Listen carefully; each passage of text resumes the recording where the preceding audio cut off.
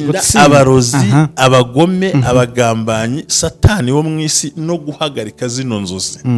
Dukeneye gukorera mu mbaraga nke duhabwa n'umwuka wera. Imbaraga nke duhabwa n'umwuka wera. Yesu ashimwe cyane. Ibi bintu birakomeye. Aho niho umurozi azajya kuroga, akwita umurozi kandi utaroze. Avuga ati ibi bintu ndabona umurozi we akomeye. Ikintu cya mbere tugomba kumenya izo mbaraga ukuntu zikora enye, iya mbere bayita exousia. Karabaye. Nanjye ngiye kwicara niga aho bigeze. Exousia. Asubiramo ngo exousia. Exousia. Bayita the power of delegate. Ubwo ni imbaraga zo gutumwa cyangwa koherezwa. La hallelujah. Hallelujah. Kuko satani atuma abadayimoni ngo baturwanye, ni nako n'Imana yohereza the authority of delegate kugira ngo dusenye ibitero bya sekibi. Yego. Reka ndashaka kumwigisha muri iyi minsi. Narakubwiye ngo ibyo dufite tubibutanga. Yego. Tudafite abo tubi. Yego. Ntago bari mu mandazi, sinzi hano baherereye. Bayita exousia. Exousia ni mu kigereki. Yego. The power of delegate. Imbaraga zo gutumwa cyangwa zo kugaba. Wibuke muri Matayo bice 10, je pense bice 10 hafi aho ngaho muri Matayo, wibuke neza ku murongo wa mbere Yesu yeze kubikora. Afata intumwa 72. Yego. Nazibira ngo nimugende. Mwirukana abadayimoni, mukiza abantu, nimuzitwaza n'amafaranga. Yego. Arabaderega. Ariko hari ikintu atabahaye. Yarabatumye. Arabaderega. Barangije baragaruka baza basaza. Bata abadayimoni batwumviye bavuze. Atumva nkubwire na Yuda arimo koko mubyihorere. Mwishimira ko amazina yangize gute. Yanditswe mu gitabo cy'ubugingo. Ko Yuda yaragize gute. Yarabarimo. Urakoze. Ariko Yesu amaze kuzuka. Aravuga ngo dore noneho nahawe ubutware. Passion. Dore noneho nahawe. Yari afite ubushobozi. Noneho amaze kuzuka atsinze urupfu, aravuga ati dore noneho nahawe ubutware. Ubwo ugiye kudutandukanyiriza ubutware n'ubushobozi. No kuvuga ngo ubutware no gutegeka. Sibyo ubushobozi narabisobanuye hano. Yego. Ushobora kuvuga uti njyewe jeri mbasha kwikorera kilo 100 y'ibishyimbo. Yego. Ariko nta butware ufite bwo gutegeka undi ngabyikorera. Abaretse gatoya. Ubushobozi ubwo ni wabyikorera ukabigendana wenyine. Ariko nta butware ufite. Ntabwo wamubwira ngo wowe ngo fata biriya wikorere. Yego, urakoze cyane. Twakiriye. Havuze iki rero? No kuvuga ngo Ahabu aza guhura na Eliya. Nibuka ko yahuye n'umuhanuzi aramubwira ati genda ubwire Eliya aze mwiyereke. Reka mvuga ibintu byiza kwanza. Yego. Uzi ko no mugabo yahagaritse imvura agahagarika ikime mu gihugu arimo. Kandi nta mana yabimutumye. Buri yarazi ko azarya gute. Si za mbaraga zo hejuru se wavuze. Uramva? Nkuguriye fata nuko nibagiye amafaranga nk'afite. Urumva we aravuze ngo we ahagaritse imvura. Yego. Ahagarika n'ikime kandi mu gihugu abamo. Yarazi kari bugiye azabaho ati. Haleluya. Imbaraga kuri hejuru cyane uvuga ngo uko biri kose bagomeye Imana nzabaho. Ntabwo tubeshwaho muri Kigali n'ibyo dufite. Tubeshwaho n'Imana yatuvuze. Haleluya. Cyonyine. Kandi abarozi barwanya Imana yatuvuze. Yego. Baba bashaka igeno ryacu rivunguka. Ariko kuko afite icyo supreme authority muri we, ubutware bwo hejuru, aragenda aratekereza. Ibintu ni nabira bya batabita yapfuye. Petero atari ko barandana mu zurugo bari kurira. Nta mana yamubwiye ngo genda umuzuri. Oya. Gusa ngo nyiko mfite umwenda w'ubupfakazi n'icyo aravuga ati reka nkuzure nkwereka. So twihuse cyane, arangije ubika ko ngo araza kusonza agera ubwo agiserafati arahava. Umva ukuntu imbaraga zikubeshaho. Cyo twita supreme authority zikubeshaho ugomba gupfira. Yego. Imbaraga zo hejuru zikubeshaho ugomba gupfira. Cyambere. Uzaho biti Sidoni. Oya. Ni wabo wande wa Yezebeli. Arahigwa na Yezebeli kandi agiye gutungirwa hehe mu gihugu cya Yezebeli. Iyo ufite the supreme authority, Imana ikubesha aho ugomba gupfira. Aho niho umwana w'Imana witwa yabaye, witwa Mose yabaye. Itegeko ryica abana b'abahungu ryavuye ibwami kwa Farawo, Mose arerwa aho ngaho. Iyo niyo yatumye ririnda umugabo witwa Dawidi ubwo yari agiye gupfa, ari imbere ya Kishi. Imana ihindura ibimenyetso ati nabatumye Dawidi ntago ari umusazi, kandi bari bafashe Dawidi birukana Dawidi baramuyoberwa. Hari igihe Imana igukuraho ibimenyetso bakakuyoberwa ufite izindi mbaraga zidahari. Yego, aho niwe yavuze ngo yaduciye imanzi mu kiganza, ati azi n'amazina yacu. Ntabwo yaduciye imanzi ku gikonjo, ni mu kiganza. Abagome baraza Imana igapfumbata ikagumishaho tukabaho. Haleluya.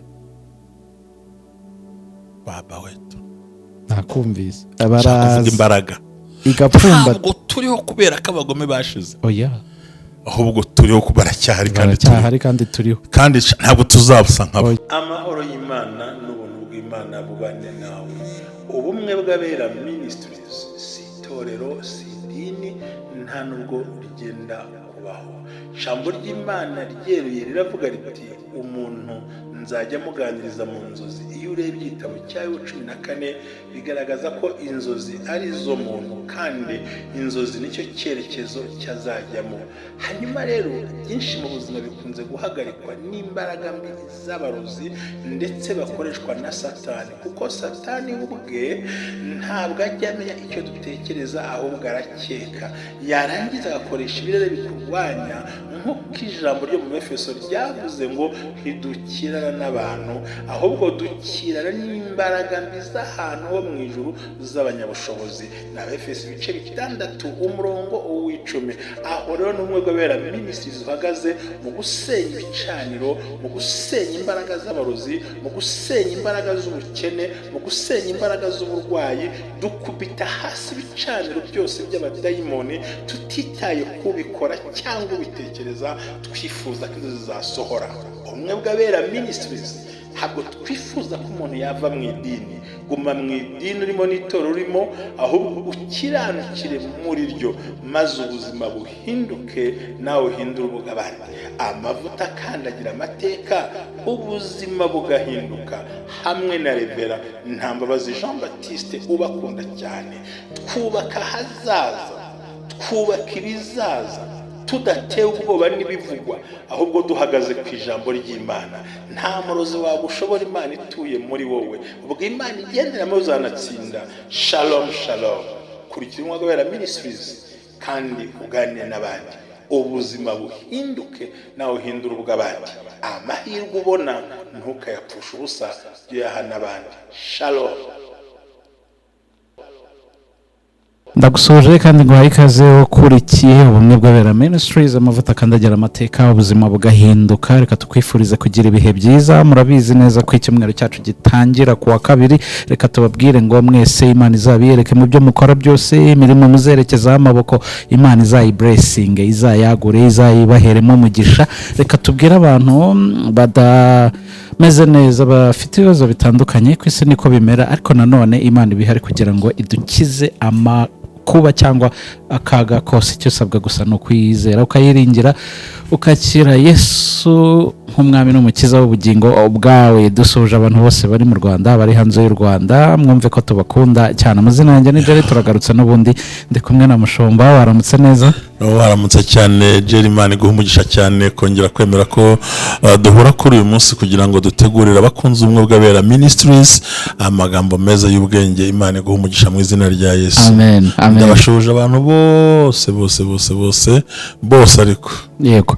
Hari imvugo nakuze numva ngo abantu b'abasirimu bo muri Kigali bajyaga bavuga ngo bien coiffé, bien sapé, bien parfait. Abantu bari kureba video ndi kumva impumuro nziza. Bien coiffé, bakogoshe neza pe. Merci beaucoup. Tonda yebazibwe.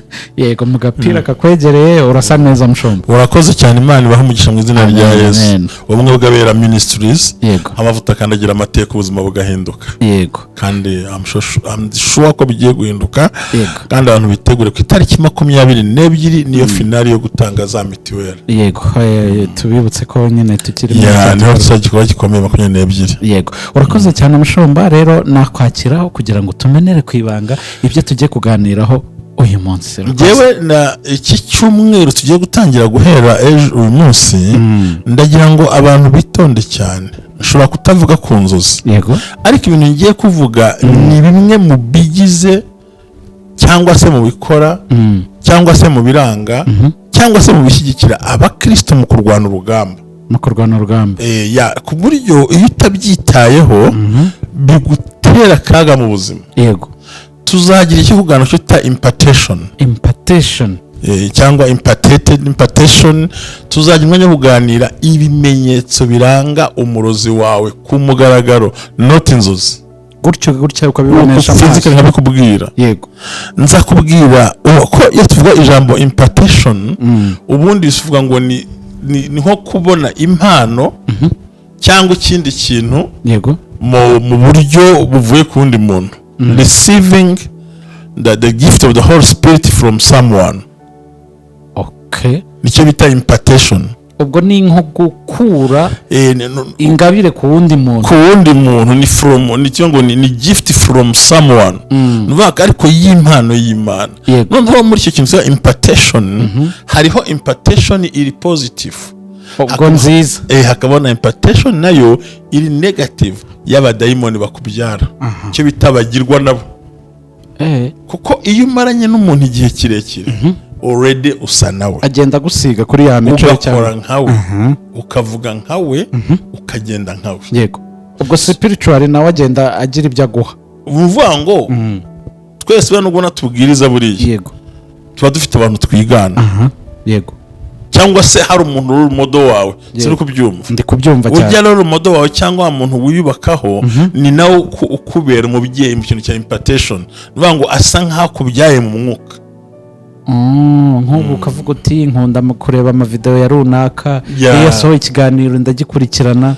Ibyo rero bikaba bibaho kuko habayeho ubundi mu yandi magambo baravuga ngo impartation is a transfer spirit and spiritual gift, the destiny or power from one person to another. No kuvuga ngo ni imbaraga ziva ku muntu zikajya ku wundi, ziciye kumusengera, kumurambikaho ibiganza n'ibindi bintu. Yego, kumusengera nkuko yavuze ati Paulo, wowe Timoteyo, uwo narambitseho ibiganza. So kumva ni ngukubyara mu mwuka. Yego, urumva ko impartation harimo n'ibintu bitandukanye. So numva nibyo nzabaganiriza. Ikindi nzaganiriza umuyaga ntago ari mwishira nubwo niwo muvugiramo. Ndumva ntacyo bitwaye. Wewe byakubangamiye hano ndumva ari it's okay. Fine, that's good. No kuvuga ngo nagira ngo bitakubangamira. No kuvuga ngo icyo twita impartation, mpamvu ushaka kubivuga, namaze igihe sobanurira abantu inzozi, ariko ngeze mu rundi rwego rwo kwinjira. Hari ikintu nza kubabwira. Yego, nibyo icyo twita ngo Paulo Yesu abwira intumwa ngo icyakora muzahabwa imbaraga umwuka n'abamanukira. Ndashaka kuza gutandukanya umwuka n'imbaraga z'umwuka. Aho tuza kungita ngo hari umwuka ubwayo n'imbaraga z'umwuka. Ndakubwira icyo twita, tuzasanga tuzagaje ngo ni power of delegate. Ubwo ni imbaraga zo gutumwa, uri delege. Ndashaka kuvuga ibintu biremereye ku buryo sinshidikanya, ndatekereza ko hano badashobora kuzumva bino bintu kuko biri beyond mu mitekerereze yabo. Ako ni kimwuka yarabeyeho, ariko nizo mbaraga zo gutsinda. Ntabwo twahora turota, ahubwo hari ibintu tugomba kumenya tukarenga. Icyanyuma tuzaganira ku ijambo rivuga ngo ariko se koko gukena ni umurage w'abarokore? Gukena ni umurage w'abarokore? Tubyibaze. Ubundi ko batubeshya ngo uzana ibyo ufite Imana iguhe ibyo ushaka, n'utwo ufite utange kugira ngo ukire. Ese gukena ni umugabane w'Abanyafurika, gukena ni umugabane w'abantu? Ko mu rukundo usanga niko Imana yabishatse. Yego, icyo nje ko tuzakiganiraho. Turaza gusanga ibyo byose bituruka ku ijambo impartation. Yego, iri positive from Holy Spirit, cyangwa iri negative from demonic. Yego, Imana iguhe umugisha. Ndumva nkoze samari icyumweru cyose saba ko abantu babatante ibintu babyumve. Yego, ndagira ngo rero noneho dutangire nibyo turi buganireho uyu munsi kugira ngo abantu babyumve neza. Dusenga Imana ko birakomeye cyane. Yego, birakomeye, birafite imbaraga. Niyo mpamvu tugomba gusenga kugira ngo Umwuka Wera adufashe n'abantu babyumve. Mana data wa twese uhoraho, byiringiro byacu, mahoro yacu, gakiza kacu, wowe twahaweho umurage n'umugabane n'ijambo rikomeye, nyemerera ngo ushime nguhimbaze, kuvuga ibigwi n'ibitangaza n'imirimo ikomeye ujye udukorera, kandi mwami ngushimire ineza n'urukundo n'imbabazi n'imbaraga ujye utugirira, kuko ugiye kuba natwe muri byose. Mpagaritse ubutware bw'abadayimoni, kuko mwami tugiye kwinjira mu mabanga y'ibirere bikomeye, tugiye kwinjira mu mabanga y'ibirere bituma abantu bakora ibitangaza, tugiye kwinjira mu birere bituma abantu babasha gukora imirimo irenze uko babitekerezaga, tugiye kuvuga amabanga yahishwa abantu benshi cyane igihe kirekire. Ndasabye Kristo kugira ngo umbe hafi kandi untabare kandi undegere ushyigikire, ntiwemere ko umwanzi angiraho ijambo iryo ryose, haba kuri Jerry, haba kuri ibintu turimo dukora, za mikrofone zacu, abana bacu, ingo zacu, abantu bose mwami, ntiwemere ko hari igitero na kimwe cya dayimoni kitwataka, kuko twinjiye mu matware akomeye yo kuvuga ubwiru bwo gusenya ibihome bye, kugira ngo data bera batabarwe. Ndagushimiye ko unyumvise, kubwa Yesu Kristo umwami wacu, amen. Amen. Imana iguhe umugisha. So ndashaka ko tuganira pe. Ngira ngo uyu munsi wa none ku magambo meza yo kugira ngo tubiganireho, ngiye ntabwo ndi bubere kuri impartation nkuko nabikubwiye. Nuvuga ngo nayo tuzayiganiraho. Ndashaka ko tuganira ku ijambo ry'Imana rigaragara mu byakozwe n'intumwa, igice cya mbere umurongo w'8. Ibyakozwe n'intumwa igice cya mbere umurongo w'8.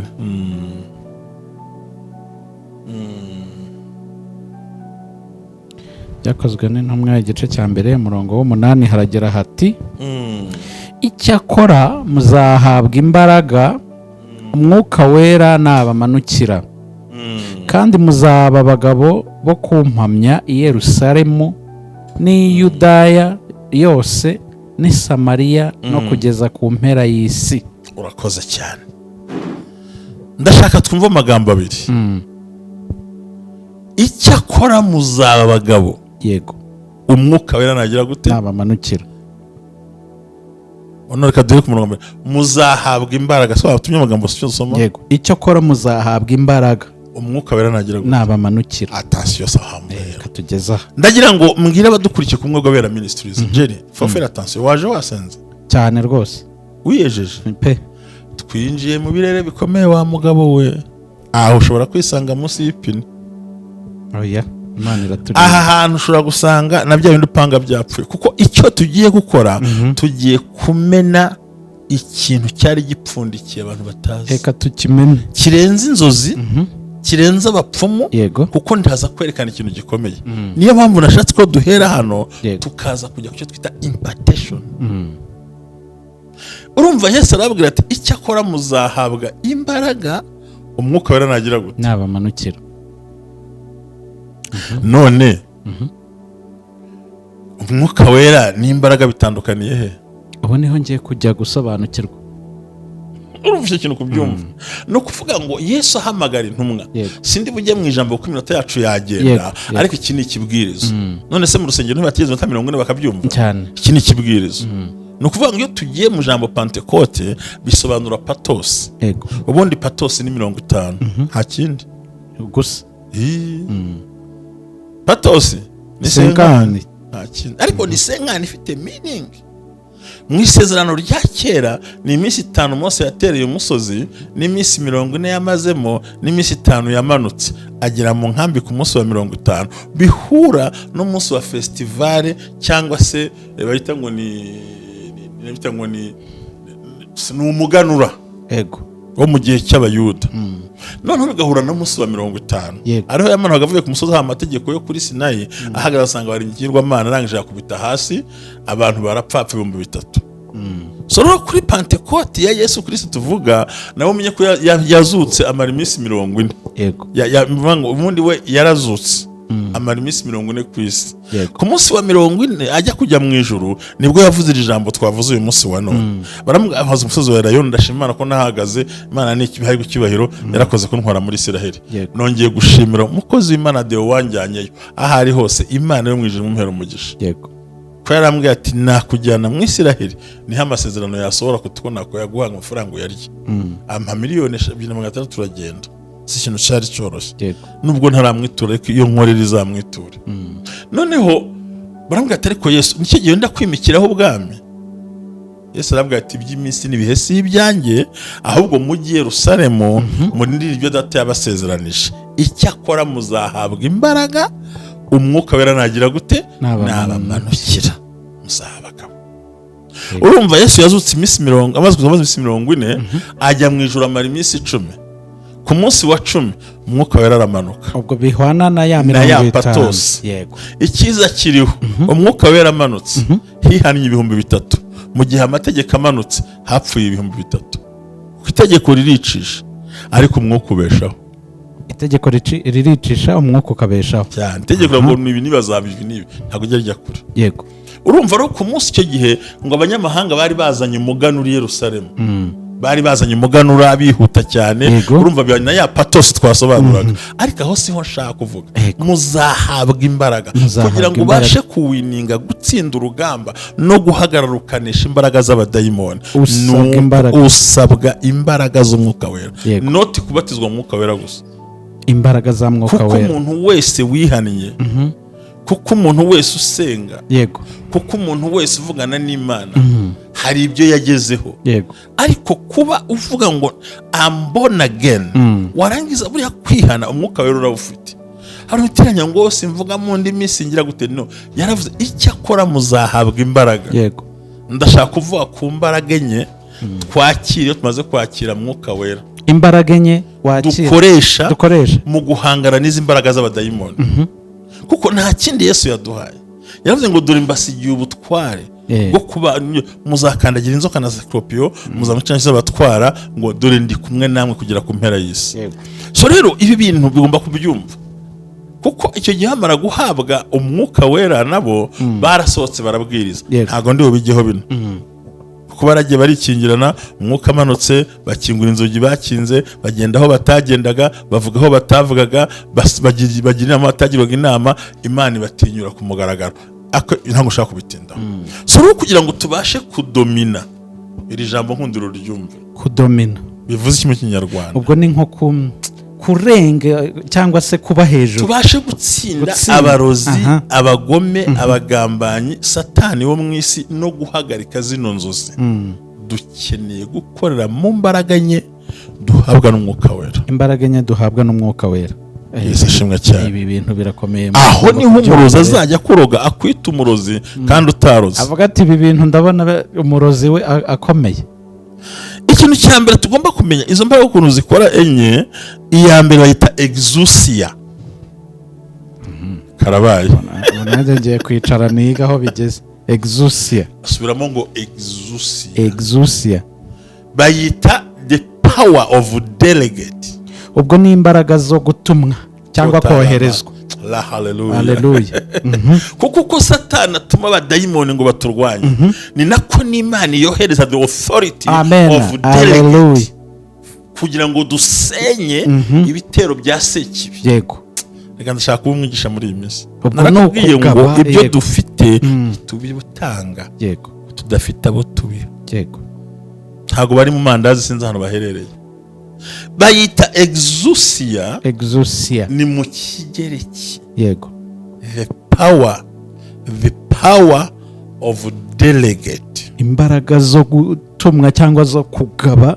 Ya wibuke muri Matayo bice 10, je pense bice 10 hafi aho ngaho muri Matayo, wibuke neza ku murongo wa mbere Yesu yeze kubikora. Afata intumwa 72. Yego. Azubira ngo nimugende. Mwirukana abadayimoni, mukiza abantu, nimuzitwaza n'amafaranga. Yego. Arabaderega. Ariko hari ikintu atabahaye. Yarabatumye. Arabaderega. Barangije baragaruka baza basaze. Bata abadayimoni batwumviye bavuze. Atumva nkubwire na Yuda arimo koko mubyihorere. Mwishimira ko amazina yangize gute. Yanditswe mu gitabo cy'ubugingo. Ko Yuda yaragize gute. Yarabarimo. Urakoze. Ariko Yesu amaze kuzuka, aravuga ngo dore noneho nahawe ubutware. Attention. Dore noneho nahawe. Yari afite ubushobozi noneho amaze kuzuka atsinze urupfu aravuga ati dore noneho nahawe ubutware n'ubushobozi. ugiye kudutandukanyiriza ubutware n'ubushobozi. ni ukuvuga ngo ubutware ni ugutegeka, sibyo? ubushobozi narabisobanuye hano. Yego. ushobora kuvuga uti njyewe jeri mbasha kwikorera kilo 100 y'ibishyimbo. Yego. ariko nta butware ufite bwo gutegeka undi ngo abyikorere. Aburetse gatoya. ubushobozi ubwo ni wabyikorera ukabigendana wenyine ariko nta butware ufite. ntabwo wamubwira ngo wowe ngo fata biriya wikorere. Yego, urakoze cyane. bari bafite ibyo bahawe ubushobozi bwo kubitwara, ariko nta butware bari bafite. Yego. noneho Yesu arabwira amaze kuzuka ngo dore nahawe ubutware mu ijuru no mu isi. Yego. namwe mbahawe ubutware bwo gutegeka, mbahaye n'ubushobozi bwo gukandagira inzoka na sikorupiyo. ni ukuvuga ngo mu gihe hatumye intumwa hari harimo ubushobozi nta butware.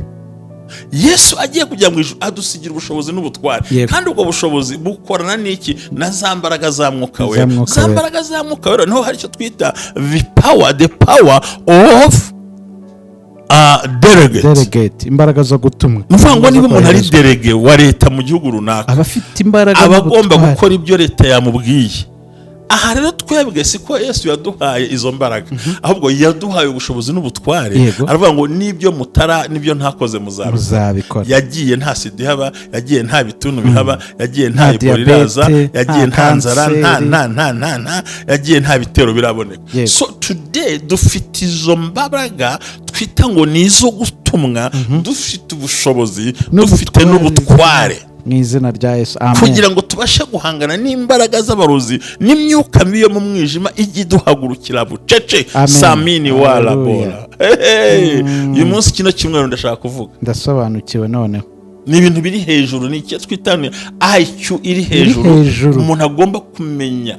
iyo umaze kumenya the power of delegate, ni ukuvuga ngo uri intumwa ariko idatekereza ko uwayitumye yabwira ngo kora ibi, kuko yaravuze ngo nicyo muzahambira mu isi mu ijuru tuzagihambira. ntabwo bikira ngo mana mpambira, no hambira we tu ibindi nayo leta ishyiraga bayita exousia.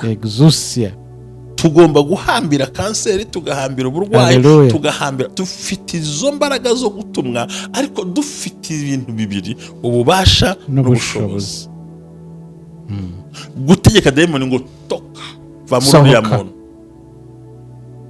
ko kanya kabyumvira aha rero niho umunyamwuka akora ngo ajye kuzimu. no amavuta ngo usize njye narabikoze mu ruhengeri, umuntu mukora mu matwara zivuka n'ahandi. ubundi twe ntabwo dushobora kubona ibyo twakoze. hari ababyaye, hari abatwise, hari abakoze, hari bitanga. kubera iki?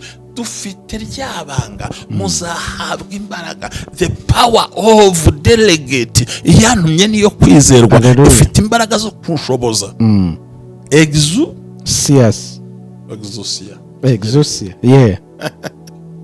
aha rero niho umukozi w'Imana ahagarara. Yego.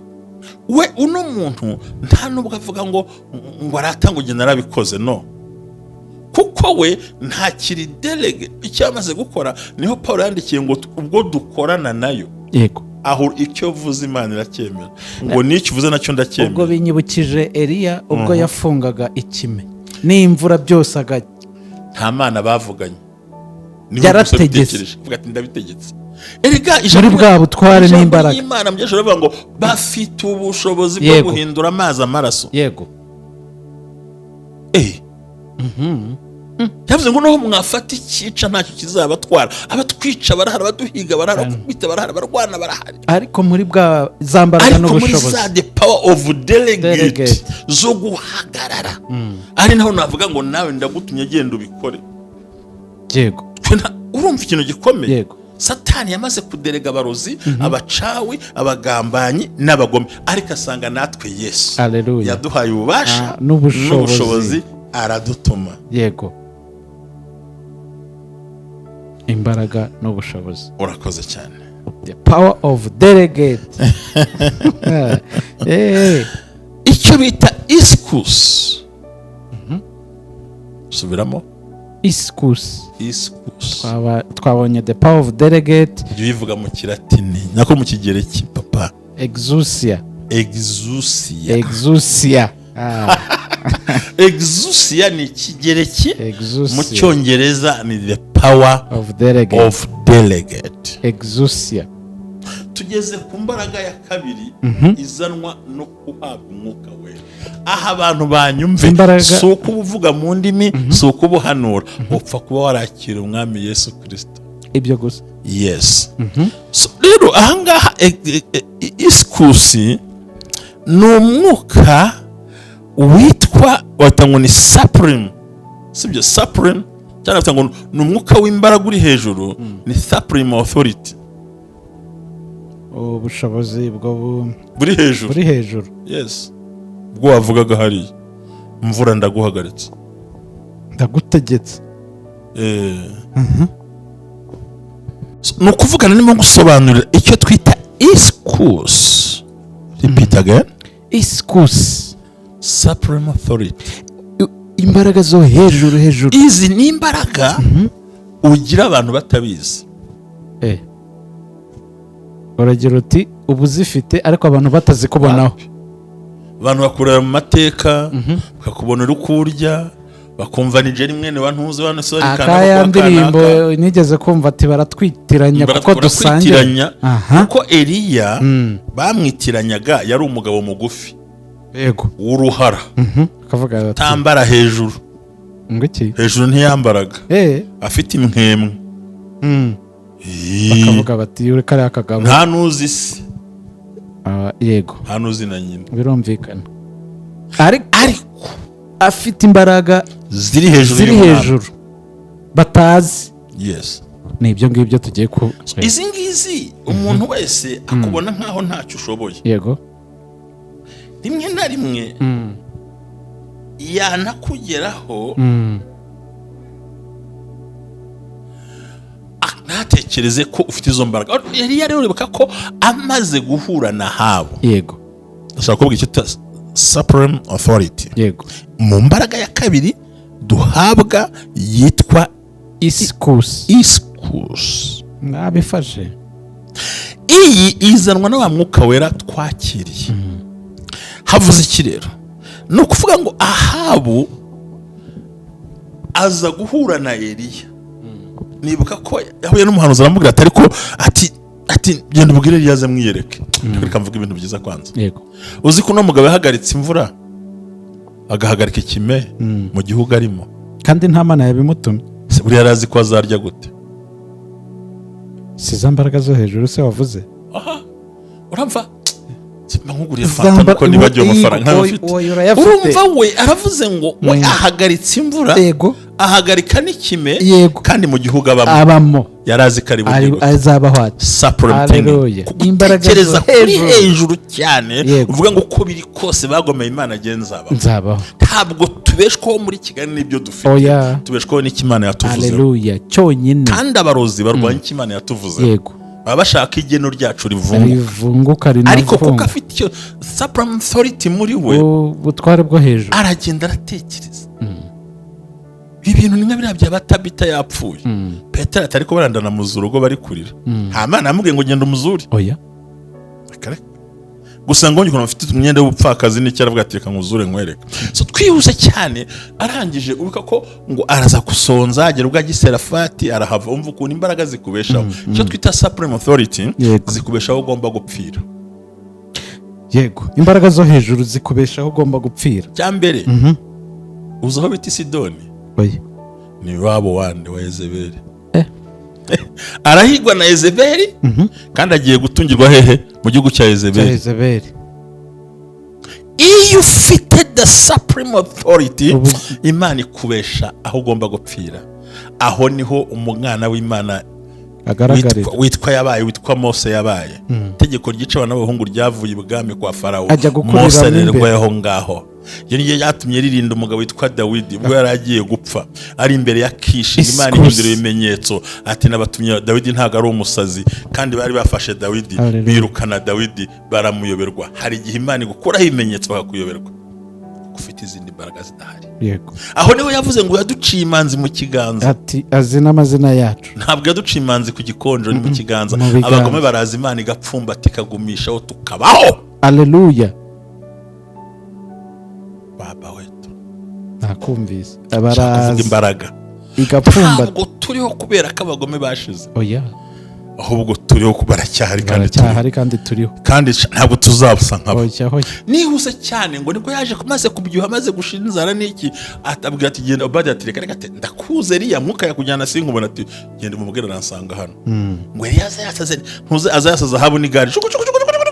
Ati ni weriya nukuntu hemukiye bati itonde vuba kakariro gake na feri ni we n'inzu ya so mwaretse amategeko y'Imana nona ihute atumye umwami harutuma umwami. Oya ni sakirire umwami agira gute aratuma ariko kubera ko ari umwami w'abantu kandi ntatuma babonye atumwe n'ufite umwuka wa delegate and then afite umwuka wa authority supreme authority.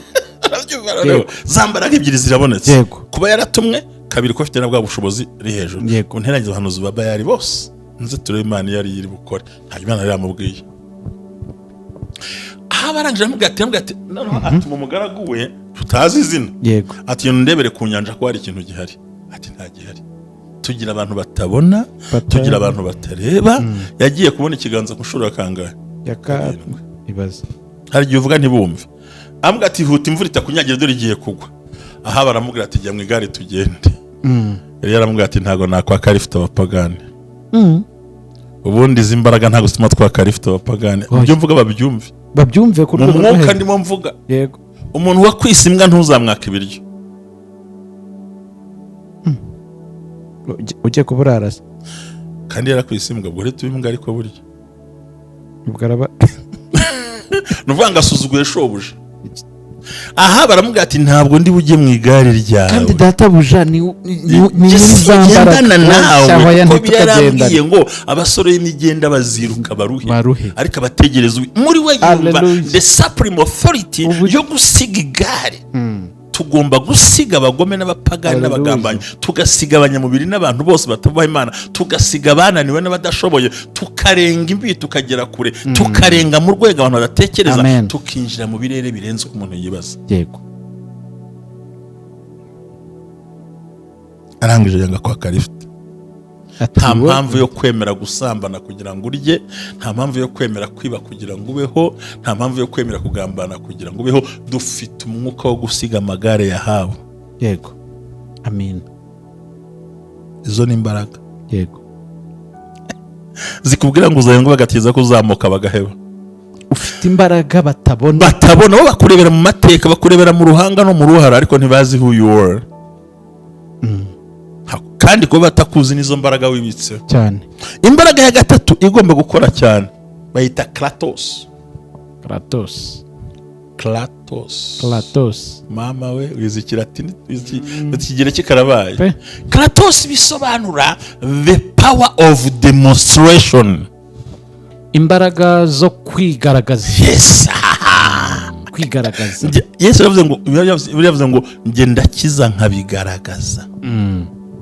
Niba ari ukugenda mu mazi ugenda mu mazi. Niba ari ugukira n'ugukira. Niba ari inzu n'inzu. Niba ari ubukwe n'ubukwe. Nta bintu bya fifika. Oya, ku mugaragaro. Yaduhaye izo mbaraga zo gukora ikintu kigaragara. Umugore araza tumva Eliya ntuki amubwira ati ariko umutambyeri we ntukinyibuka, ariko ninjye wa mugore wari uhagaze hariya cyagiye ndi kurira, ariko no gutanyibuka ntacyo bintwaye. Icyo nasabye Imana agize gute yarakimpaye. Uyu ndamuzanye demonstre inzu ngiye. Ntazakora ubukwe butahe. Yego. Ntazakira mvuye mu bitaro. Muganga ati ntawe ubyara gutya ndabyaye. Ni imbaraga zigaragaza. Yego. Twabonye ko ari kratos. The power of demonstration. Imbaraga zo kwigaragaza. Ibi bintu iyo bifite niho witwa umurozi kandi utaroga. Ibintu ndimo mbigisha ni imbaraga zo kubomora ibirere. Kuko iyo umurozi adapfuye yego arihana. ibintu ni bibiri, ni ugupfa cyangwa bakihana. yagenze hejuru y'amazi barabireba, yego, atubura umugati barawureba, bakambwira ngo ibyo nakoraga muzabikora. Niho usanga umuntu afaga umushumba muzima agasengera umuntu agakira indwara mukabibona. Yego, muncungire iminota kuba tubwiriza ntibisobanura ko tugomba kurenza iminota twamenyegeneye abantu. Yego, asigaye nka mikeya, twakwiyongeza mikeya. ariko urumva turi kuri Kratos. Yego, ibi ngibi nakubwira nka Filipo, ngo nuko Filipo ayoborwa n'umwuka wera, ngo aragenda asanga hari inkone iri gusoma igitabo. Arabata ariko se urimo urasoma ibiki, urabizi urimo usoma ibyo usoma urabizi, urabisobanukiwe ubundi?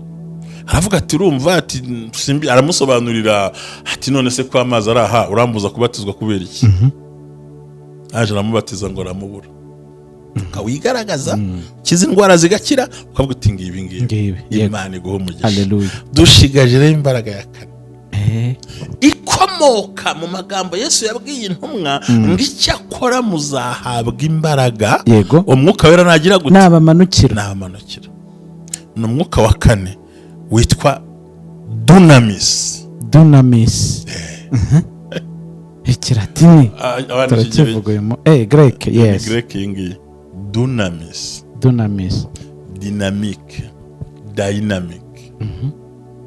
dynamic authority mu Cyongereza. Uyu ni umwuka, ni imbaraga zishekinga, zinyeganyeza, zisenya, yego, zibomora, zikubita, ziri dinamike nyine. Harimo ijambo dinamo. Ubundi dinamike ubwo ni nko kuvuga ngo abantu babaye ahantu mu cyaro baturutsa intambi barabyumva neza. Kaba ari akantu gato ariko kakabita umusozi ukariduka. Urakoze cyane. Ibi rero ni imbaraga zikomeye yitwa ngo ni dunamis, dynamic authority. Uyu ni imbaraga Imana yahaye umugabo witwa Yeremiya. Iramubwira ngo nakumenye ntarakurema, ngushyiriraho gusenya, kurimbura, kurandura, no kubika no kubaka. Kurimbura, gusenya, kubika no kurandura byose, ariko yarangiza akagira gute? Akubaka. Good, wonderful. Ntabwo ari ugusenya ngo oya, urakubita, usenye, urandure, unyeganyeze, uhanagure, uhananure, uvaneho, ariko den uhindukire ugire gute? Wubake. Nimba numvise neza, ubwo hari ibigomba gusenywa, yes, bikigizwayo, bikarandurwa, iyo hakaba n'ibindi rero bigiye kubakwa, ukavanaho burundu, kandi warangiza gusenya nyakatsi wubaka ibintu bikubaka muri the same place. Hahandi hari ibidafututse ukashyira ibifututse. Ntabwo ari ugusenya Bugesera ngo wubake Kicukiro. Oya, no, ni muri parcelle imwe, same compound, same ground. Ngaho ni imbaraga zikubita, zitwika. Umuntu aza kuroga akabona umubiri wawe haraka umuriro, mfite ubushobozi bukuraho, zinyeganyega, ziri sharp. Yego, bene uno muntu ntabwo wakweshya umubwire ngo inzarira kuje bati no, kuko umwami Imana azantabara. Bene uno muntu ntagira umwuka w'abapagani, ntatinya abarozi. Bundi iki nshaka kubwira abantu ngo dukurikira umwe bwa Ministries, witinya umurozi, witinya inzozi, ahubwo tinya impamvu biza, hagarura ubikubite. Yego, nguyuro imbaraga nye Yesu yasezeranye. Yego, kugira ngo tubashe guhangana nibi tugiye kuzaganira umunsi ukurikiyeho bya impartation. Izi mbaraga tugomba kuzishaka kandi tukazibona. Numvise ari iyambere yitwa ngo iki? Nuraza kugora, nakubwiye ko iyambere yitwa exousia, the power of delegate. Iya kabiri tubona ko yitwa iscus, supreme authority. Iya gatatu tubona ko yitwa Kratos, bisobanura iki niba ubyibuka cyane. Kratos ni Kratos isobanura ngo the power of demonstration. Yeza kwigaragaza. Tubona iya kane twabonye yuko yitwa dunamis, bisobanura dynamique cyangwa se dynamic authority.